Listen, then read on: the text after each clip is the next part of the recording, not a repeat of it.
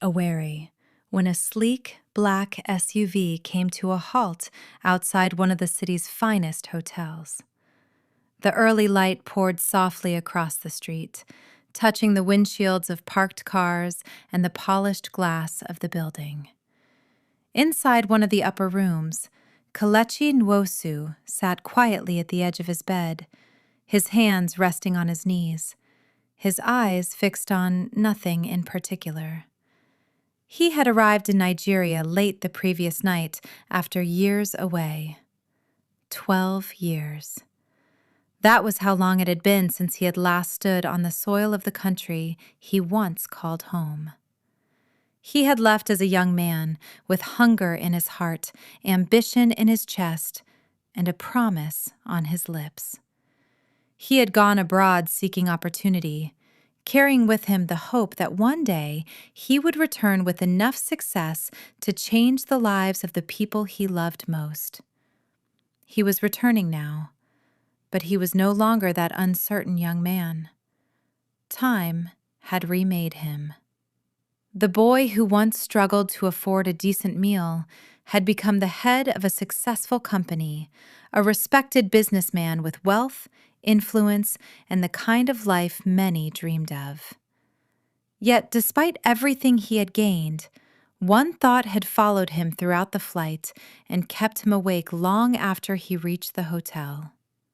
Today, he would go home and see his mother. He rose slowly, checked the time on his wristwatch, and made his way downstairs. By the time he stepped outside, the driver was already waiting beside the vehicle. The man opened the rear door respectfully. "Good morning, sir." Kelechi responded with a brief nod and slid into the back seat. "Let's go." The door shut. The driver took his place and guided the SUV into the thickening flow of morning traffic. Awary was fully awake now. Buses moved heavily through the roads. Traders arranged goods by the roadside.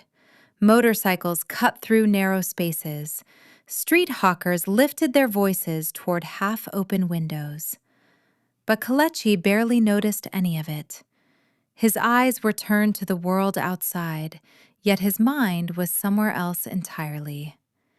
He was back in the cramped little house where he had grown up, back in the years when hunger often visited before relief did.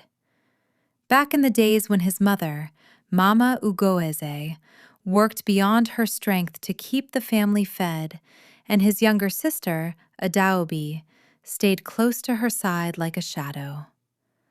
Life had been harsh then, but even in the midst of hardship, Kelechi had made them a vow before he left. He had told them he would not forget them. He had promised he would come through for them. He had sworn he would take care of them no matter how far he had to go. For a long time after leaving the country, that promise was difficult to keep. The first few years abroad had nearly crushed him.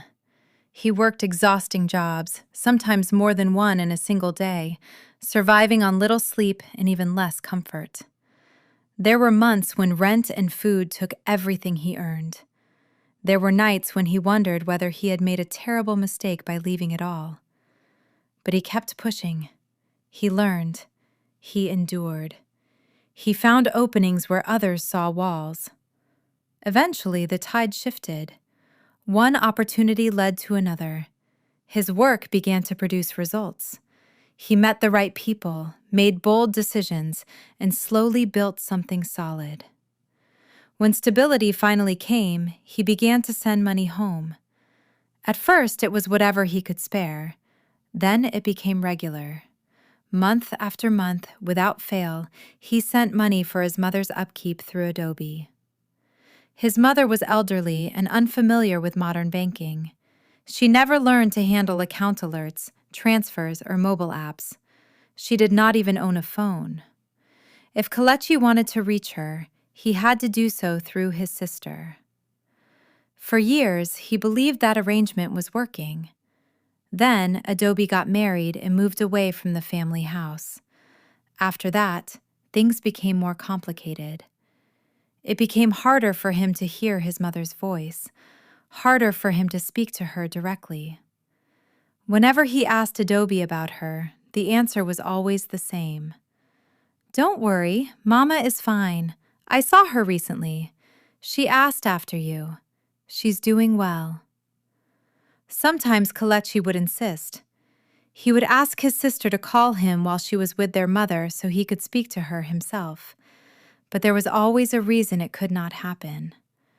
"The network around that area is terrible. My phone wasn't connecting. I tried to call, but it didn't go through." He accepted those explanations because he wanted to believe them. Why wouldn't he? He had been faithful in sending support. He had never stopped. In his heart, he imagined his mother living modestly but comfortably. He imagined her eating well, resting more, and finally breathing easier after years of struggle. That belief had stayed with him all the way until that morning. Then, as the SUV moved through traffic, his eyes fell on something that made his entire body tense. At first, it was only a figure near the roadside. An elderly woman seated low, a small bowl in her hands. Kelechi narrowed his eyes and leaned toward the tinted window. The closer the car drew, the more the shape sharpened into a face, a familiar face. His chest tightened. No. He looked again, refusing to trust what he thought he was seeing. No, it couldn't be. He tapped sharply against the back of the driver's seat. "Stop the car." The driver reacted at once, slowing and pulling to the side of the road. Before the vehicle had fully settled, Kelechi pushed the door open and stepped out. The noise of the city seemed to recede around him. His focus narrowed to a single point. He began walking toward the woman, each step heavier than the last. Then he stopped. The breath caught in his throat. It was her. Mama Ugoze. She sat there, weak and diminished, clutching a begging bowl against her chest as though it were the last barrier between her and total humiliation. Her clothes were faded and worn thin. Her body looked frail in a way that spoke of long hunger, long neglect, long suffering. Her face, though older, was unmistakable. For a moment he could not speak. Then the word emerged, broken and soft. "Mama." The woman lifted her head. Her tired eyes settled on him. At first there was only confusion. Then recognition struck. Her lips trembled, her whole body shook. "Kelechi?" The sound of his name in her voice shattered something inside him. She tried to rise, but her strength failed her. He rushed forward and caught her before she fell, holding her gently. "Don't stand, please, don't force yourself." His eyes searched her face, then her body, then the bowl in her hand, and confusion gave way to anguish. "Why are you here? What happened? Why are you like this?" She parted her lips to answer, but no clear words came. Her voice was too weak, and tears had already begun to stream down her cheeks. He didn't ask again. He simply helped her to her feet, guided her carefully back to the SUV, and ignored the stares of passers-by who paused to watch. Once he settled her inside, he climbed in beside her and turned to the driver. "To the nearest hospital, now." The driver nodded and pulled back into the road immediately. Kelechi held his mother's hand the entire way. It felt too light in his grasp, as if years of hardship had hollowed it out. And in his mind, only one question kept beating against his skull. If I have been sending money all these years, why is my mother in this condition?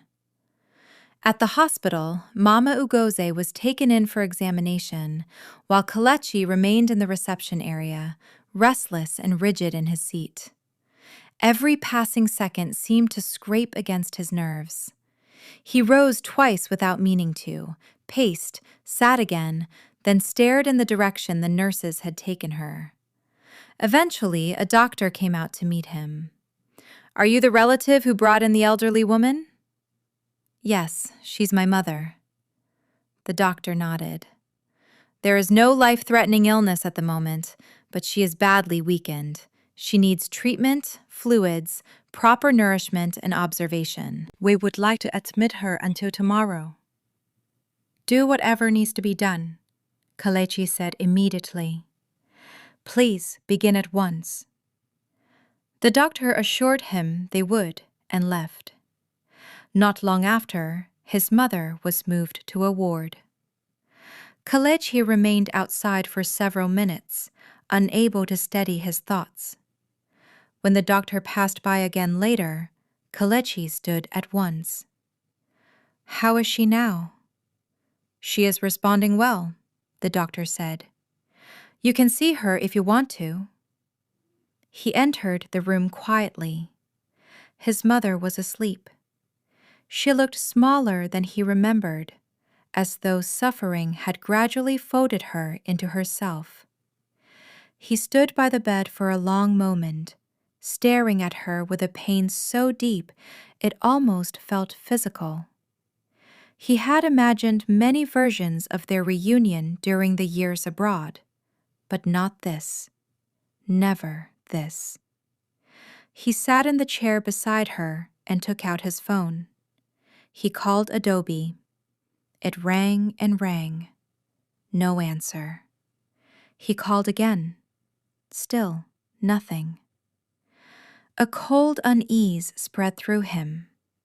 He had already informed her that he was returning to Nigeria. She knew he was back. So why was she refusing to answer now? He looked from the screen to his mother's sleeping face and whispered to himself, "How did this happen? How did it get this far?" The room remained quiet except for the faint mechanical rhythm of the hospital equipment beside the bed. The next morning, Mama Ugoze opened her eyes slowly and glanced around the ward. Her gaze eventually settled on the figure seated beside her. Kalechi had fallen asleep in the chair. For a while, she simply looked at him in silence, as though afraid that blinking too hard might make him disappear. Then she shifted slightly and reached toward him. "My son." He woke at once and leaned forward. "Mama, you're awake." Her fingertips touched his cheek gently, almost cautiously. "Is it truly you?" she asked, her voice fragile with emotion. "Or am I dreaming?" A sad smile touched his lips. "It's me. I'm here." Tears filled her eyes again. "I have missed you so much." He took her hand and held it. "I'm here now, Mama. You won't be alone." At that moment, the doctor returned, examined her, and after a short while declared that she was stable enough to be discharged later that day. Kalechi thanked him sincerely. Once the paperwork was completed, he helped his mother into the car. But instead of taking her directly to any house, he first brought her to a quiet restaurant. He wanted her to eat properly. He wanted to sit across from her and understand what had happened. When food was placed before them, Mama Uguaze looked at it for a second with the cautious disbelief of someone who had gone too long without regular meals. Then she began to eat. Slowly at first, then with more urgency. Kalechi watched in silence, his heart sinking further with every bite. After some time, she looked up at him. "My son," she said softly, "how have you been surviving over there?" He frowned slightly. "What do you mean?" She hesitated. "Adobe told me things were not going well for you. She said you were struggling. She said you were stranded and unable to help. Kelechi set his cutlery down. What? She nodded, looking puzzled by his reaction. She told me you had not been able to send anything because life had become very difficult for you. It has been about 3 years since I received money from you. For a moment, the restaurant seemed to vanish around him. 3 years? He repeated. Yes, she said. After your sister got married and left, things became worse for me. I could no longer manage my little trade the way I used to. Age slowed me down. There was no support. I thought perhaps you were going through your own troubles. Kelechi sat back slowly, staring at her in disbelief.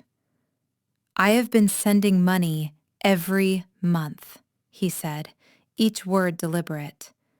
Every single month. I never stopped, not once. His mother's confusion deepened. Nothing reached me. A long silence settled between them.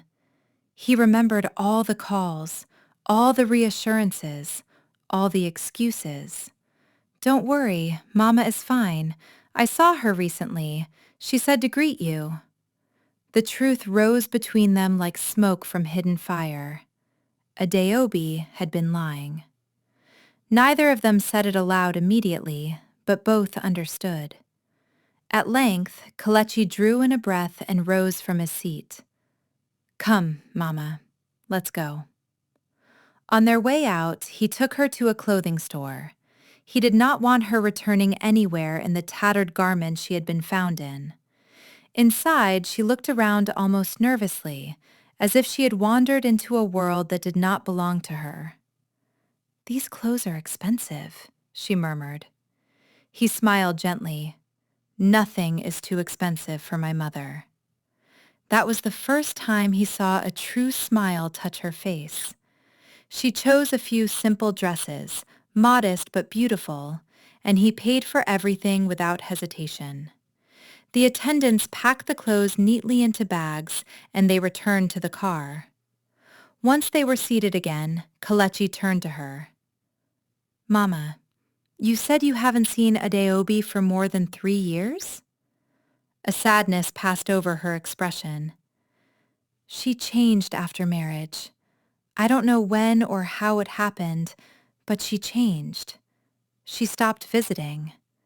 Then one day, I learned she and her husband had moved from their old place without telling me. I only found out when I went there myself. Kelechi's jaw tightened.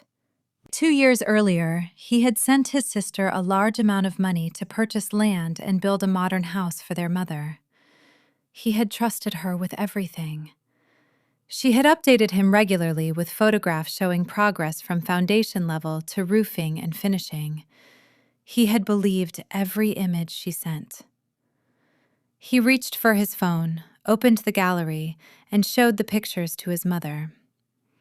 These are the photos she sent me. Mama Ugoze stared at the screen with wide, bewildered eyes. I was on my way to that house yesterday before I saw you on the roadside, he said quietly. I believed you were already living there. His mother covered her mouth and began to cry again. What happened to my child? She whispered through tears. How did the daughter I raised become this hard? All these years I thought you were the one in trouble. I kept praying for God to rescue my children, not knowing He had already lifted one of them. He moved closer, took her hand, and squeezed it gently. Please don't cry. Not anymore. We're going there now. I need to see that place for myself. The drive took close to 2 hours. The farther they went, the quieter Kelechi became. By the time they reached the location, the tension inside him had hardened into something cold. He stepped out and told his mother to remain in the car. Then he looked around. At first he thought there must be some mistake. He checked the road, the nearby buildings, the landmarks visible in the distance. Everything matched the images and directions he had been given. But the plot before him was empty. No building, no blocks, no signs of construction, only overgrown grass swaying lightly in the breeze. He walked a little farther, then back again, trying to reject what his eyes were telling him. Yet the truth stood plain and merciless before him. The land was bare. He took out his phone and called Adobe again. The line rang. No answer. He called once more. Nothing. By the time he returned to the car, his face had changed. He opened the door, sat beside his mother, and let out a long breath.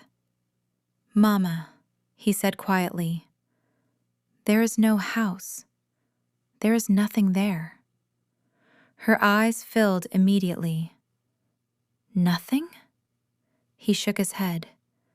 "Just grass." She broke down once more, but this time he calmed her quickly, not wanting the shock to worsen her condition. He knew she had already endured enough.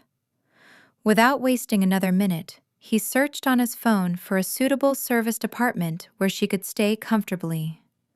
Within a short time, he secured one. He wanted her somewhere safe, clean, and peaceful, while he dealt with a storm gathering around the truth. When they arrived at the apartment, he helped her inside. The place was neat, quiet, and well arranged. There was good food, fresh linen, running water, and the kind of calm dignity she had long been denied. "You will stay here for now," he told her. "You'll rest. Everything you need will be taken care of." She looked around the room with moist eyes and said only, "My son." He held her hand again. "I am here now." But deep within him, anger and grief were rising together. What had happened was too deliberate to be called a misunderstanding, too sustained to be dismissed as carelessness. Someone had to answer. Back in his hotel room later that evening, he sat with his phone in hand, staring at the unanswered calls and ignored messages. No response from Adobe. No explanation. No sign of remorse. Then he remembered something else. Sometime earlier, he had given her money to register and establish an event planning business. She had seemed excited then, grateful, full of plans. That memory sparked an idea. If she would not answer as his sister, perhaps she would answer as a businesswoman. A few weeks passed before he made his move, not because he had changed his mind, but because he wanted to act carefully. He set things up quietly through a trusted person. One afternoon, Adobe received a call at her office. "Good afternoon, Ma," said the caller. "My boss is planning a major event and was told you are one of the best planners for it." Her interest sharpened at once. "A major event?" "Yes, he wants to discuss it with you personally. It could be a very profitable job." She agreed to meet. A restaurant address was sent to her, and she promised to be there that evening. The restaurant was elegant without being loud. Soft music drifted through the room. When Adobe arrived, a neatly dressed man greeted her at a table and told her his employer would join them shortly. They exchanged a few polite words about the supposed event. Then the man glanced at his buzzing phone, excused himself, and stepped away. Adobe was left alone. A moment later, she sensed someone standing behind her. Then she heard a voice. "Good evening, Adobe." Her body froze. She turned slowly. Kelechi stood there, looking directly at her. For a second, she could not speak. Her face drained of color. "Brother." He pulled out the chair opposite her and sat down calmly, his expression controlled in a way that was almost more frightening than anger. "Yes," he said. Understanding dawned on her then. This was no coincidence. She had been brought there deliberately. "You refuse to answer my calls," he said. She lowered her gaze. "I've been busy." "Do not insult me," he said quietly, cutting across her excuse. She swallowed. Kelechi took out his phone, tapped the screen, and placed it between them. A recording began to play. It was her voice. "Don't worry, Mama is fine. I just saw her. She sends her greetings." The recording ended. He looked at her without blinking. "I have many more like that." Silence. Then his voice deepened. "Do you know who I found by the roadside when I came back? Our mother, sitting outside with a bowl in her hand, begging for food." Adobe's lips parted, but no words came out. "She was hungry," he continued, "weak, alone, reduced to begging while I sent money month after month. So tell me, where did the money go?" Tears gathered in her eyes. "I never wanted it to get this bad." "But it did." "I can explain." He held her with a hard stare. "Then explain." For a while she said nothing. Her lips trembled. Her hands clasped and unclasped against each other on the table. When she finally spoke, her voice came out thin and strained. "It isn't as simple as it looks." "Make it simple." She inhaled shakily. "At the beginning, my marriage was peaceful. He was kind, responsible. I believed I had made the right choice." She paused, staring at the table. "But after some years, things began to shift. Not all at once, little by little." Kelechi said nothing. "He started taking interest in every detail of my life. What I spent, who I spoke to, where I went. At first, I thought it was concern. Then I realized it was control." Her tears slipped down quietly now. "When you sent money, he began asking questions. Then he wanted access. He said a husband should oversee everything that enters his home. I resisted in the beginning. I told him that money was for Mama. I told him it came from your sacrifice. But he did not care." Kelechi's expression hardened. "Eventually, he got access to my bank account, my phone, everything. He monitored my calls, he handled transactions. He made it difficult for me to go to the bank. After a while, I no longer had real control over any of it." She drew a shaky breath. "The money you sent for Mama, the money for the land, the money for the house, he took it. He used it for himself, for things I couldn't challenge." Kelechi looked at her, the anger in him colliding now with something else: shock, disgust, reluctant understanding. "I was afraid," she whispered. "He kept telling me that if I exposed him, if I went against him, he would destroy the marriage and take the children away from me." That landed heavily. She wiped at her face, but more tears came. "I kept thinking I could somehow fix it quietly. I kept hoping things would improve. Instead, they only got worse." "You watched our mothers suffer." She shut her eyes briefly. "Yes." "And you said nothing." "Yes." "Why?" "Because I knew you," she replied, lifting wet eyes to his. "If I told you, you would confront him. And if you confronted him, everything would explode. My marriage, my children's home, my life." Kelechi's voice lowered. "So you chose silence." "I chose fear," she said. "And then I stayed trapped inside it." For the first time since the confrontation began, he really looked at her. not as the sister who had betrayed their mother, but as a woman worn down by years of coercion and intimidation. Her face carried exhaustion. Her posture carried defeat. The pain in her words did not erase her wrongdoing, but it complicated it.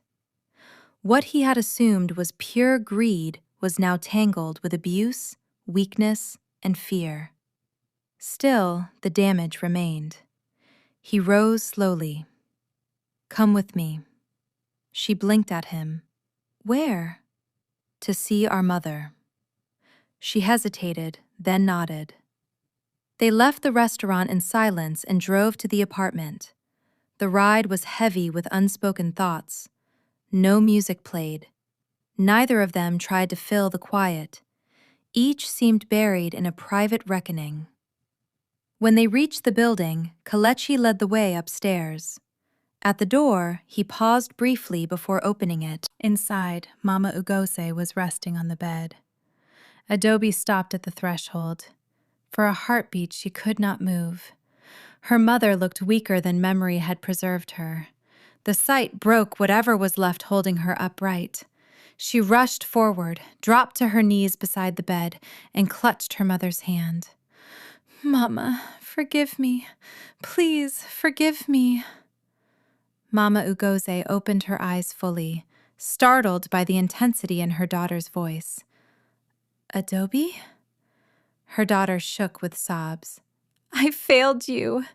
I failed you so badly. Forgive me, Mama." The older woman struggled to sit up slightly. Even in her own pain, her instinct was gentleness. "Calm yourself, my child." But Adobe could not calm down.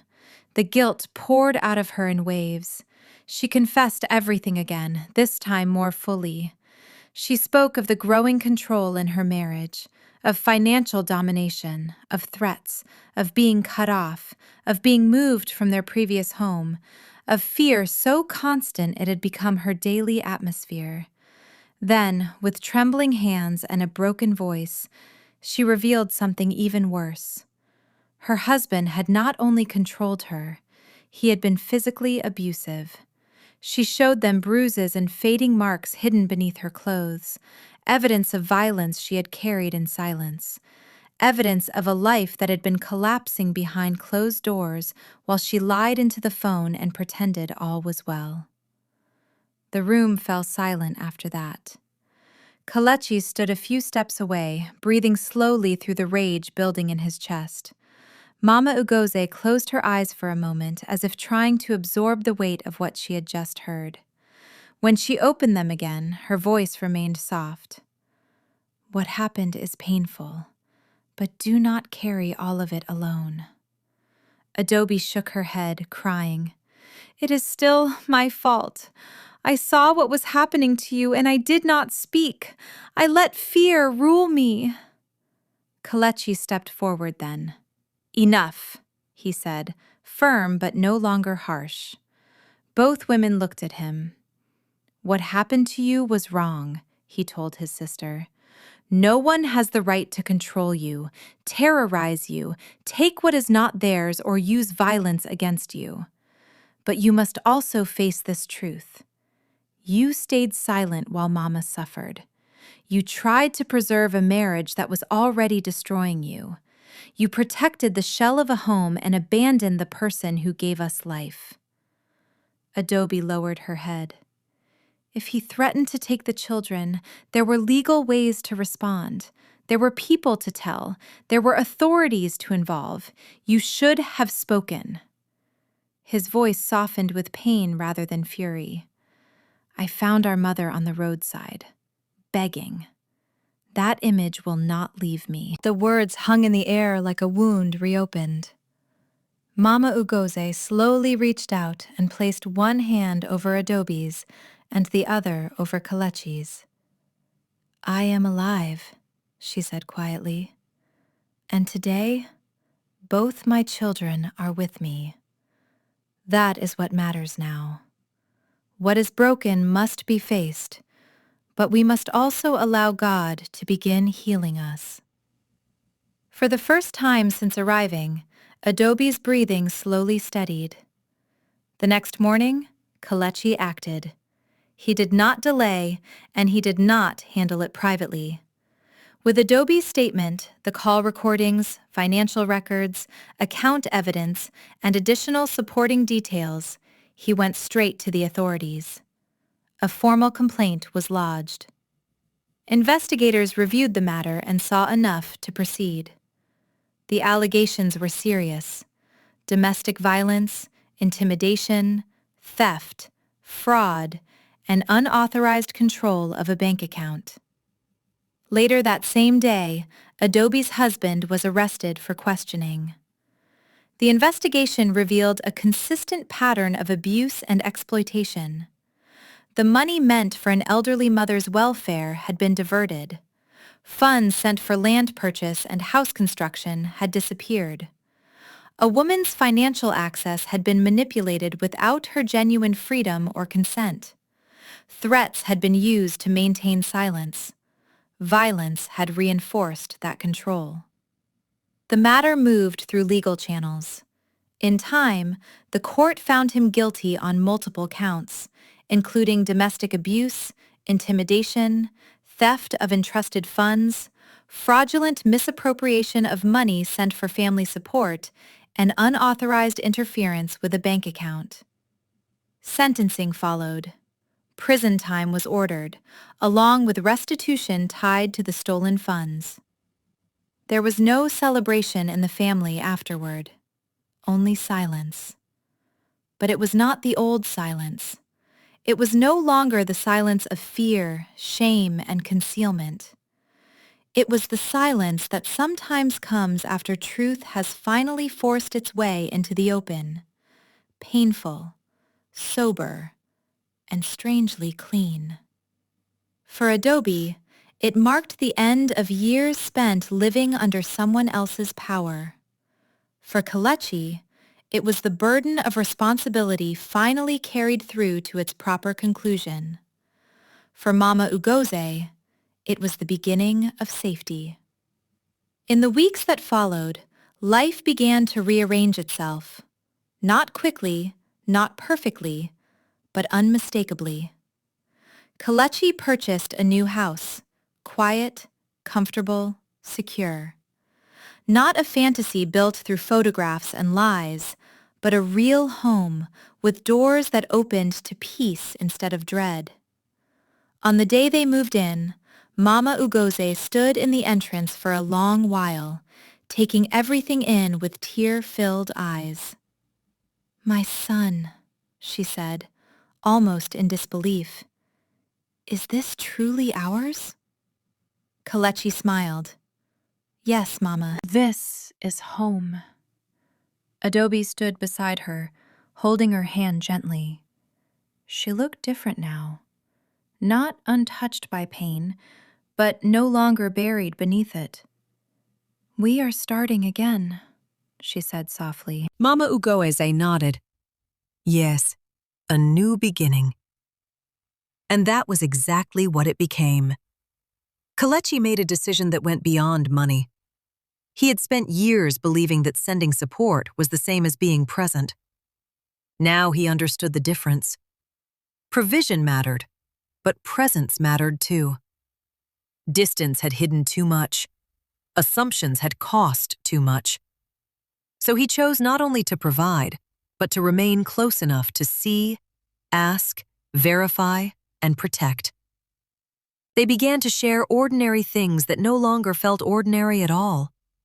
Meals eaten together, evening conversations, laughter that returned in uncertain bursts before growing stronger. Small domestic routines, quiet prayers, the simple dignity of living without fear. Adobe slowly rebuilt her life. With support and guidance, she resumed work under conditions she could control. Kelechi helped stabilize her business and made provisions for her children's education, determined that the next generation would not inherit the silence that had nearly destroyed theirs. He also ensured she received the help she needed to recover, not only financially, but emotionally. As for Mama Ugoeze, Strength returned to her bit by bit. Proper food, rest, medical care, and above all, love, began to restore what years of neglect had taken. Sometimes she would sit in the new house and watch her children moving around her, and tears would gather in her eyes. Not from pain this time, but from relief. There were still moments of reflection, still moments when memory would sting. Kelechi sometimes found himself haunted by the image of her at the roadside. Adobe sometimes broke down under the weight of all she had endured and all she had failed to prevent. Healing did not erase the past. It simply made the future possible despite it. And in that future, one lesson remained painfully clear. Love should never be trusted blindly from a distance. Care should not be assumed simply because money is being sent. Silence should not be accepted too easily, especially where vulnerable people are concerned. Sometimes the ones we love most are suffering behind polite reassurances, behind excuses, behind stories carefully repeated until they sound believable. Kelechi learned that success means very little if those you hope to protect are left unseen. Mama Ugoeze learned that prayers may be answered in ways one does not immediately recognize. Adobe learned, through suffering, that fear kept secret only grows stronger, and that speaking late is better than never speaking at all. In the end, theirs was not just a story about betrayal. It was a story about absence, control, misplaced trust, hidden abuse, and the cost of silence. But it was also a story about truth arriving, about justice taking shape, and about a family finding its way back from the edge of ruin. And for the first time in many years, when night fell over their home, it no longer carried loneliness or dread. It carried peace.